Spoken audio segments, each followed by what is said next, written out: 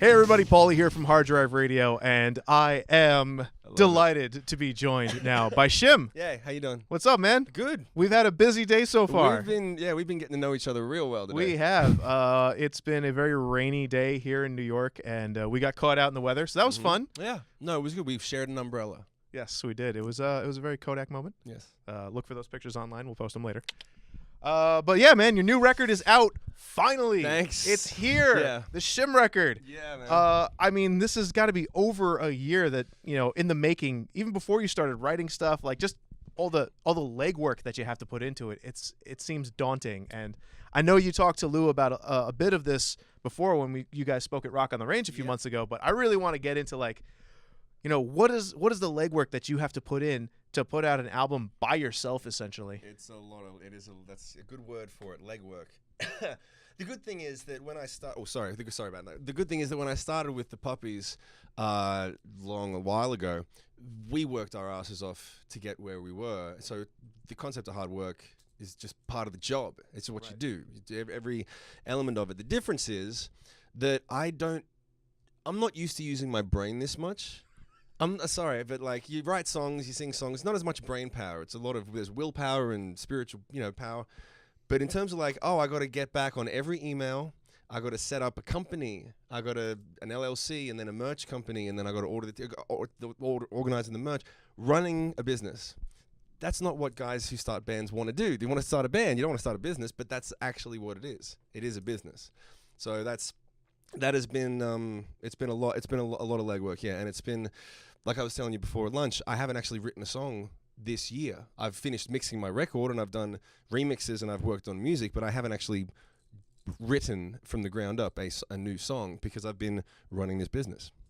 It's 12 songs on the record? It's 11. 11 songs. Yeah. So, when did you start? What was the first song you started writing, and about how much time went into that entire batch of writing? I think this record.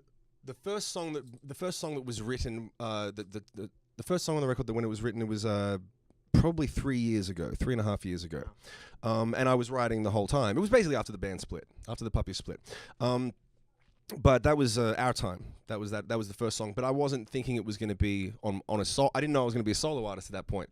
Hallelujah was the first song that I wrote after I decided I'm going to be a solo artist because I got to get my shit together. I got to get moving. I've tried to work with this person and that person, and it's not working out. And I realized that that's kind of normal when you're starting out. But I was like, well, I'm not starting out. I'm kind of revamping and restarting.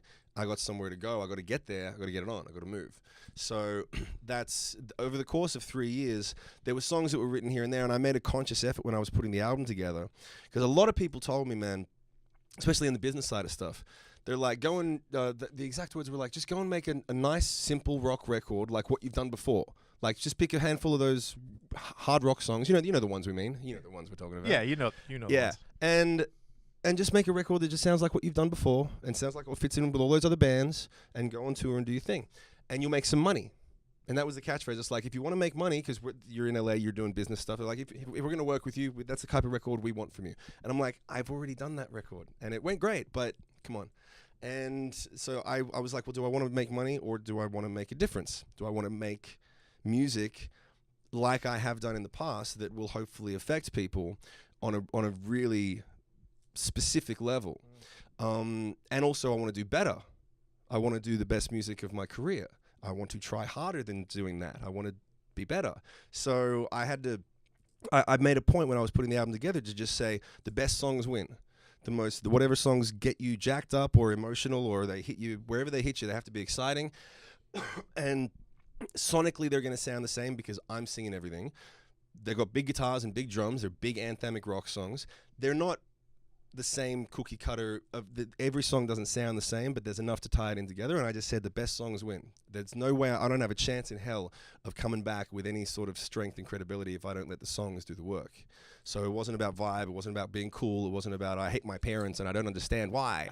Teen Angst 2005. It was, okay, this is where I'm at.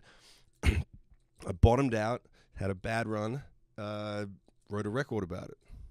When you're working on a song, when do you know when it's working, and when do you know to just cut your losses and move to a new one?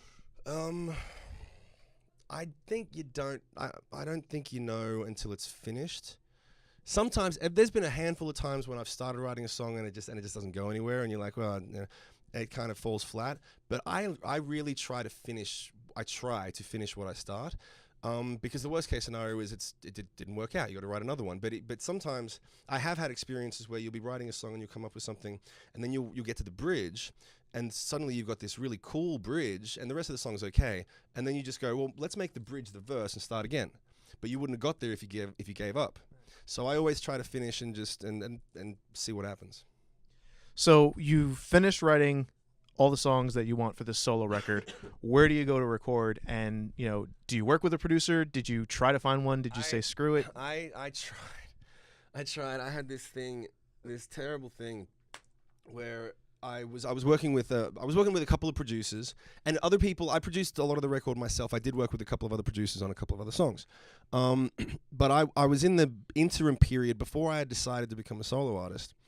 And I didn't want to be a solo artist. I wanted to find a band or find a producer and be like, yo, I need help.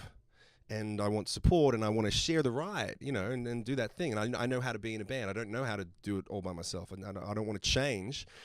God forbid. Life changes. And I was working with this guy, and the way that, and it's business side of stuff, right? You get introduced to a producer, you go to a studio, he plays you a bunch of tracks. You go, I like that track. I'll take that track, I'm going to top line it. I'm going to write melody and lyrics over the top of it. So now you got a 50-50 split. You wrote the track, you own the master recording, and I've written the lyrics and melody. And I was like, hey, I like this song, this is great, let's do another one. Cool. A week later, I see on his Facebook feed someone recording live drums over the track, and there's a whole new melody, some girl singing on it. They've gone a total different direction with it.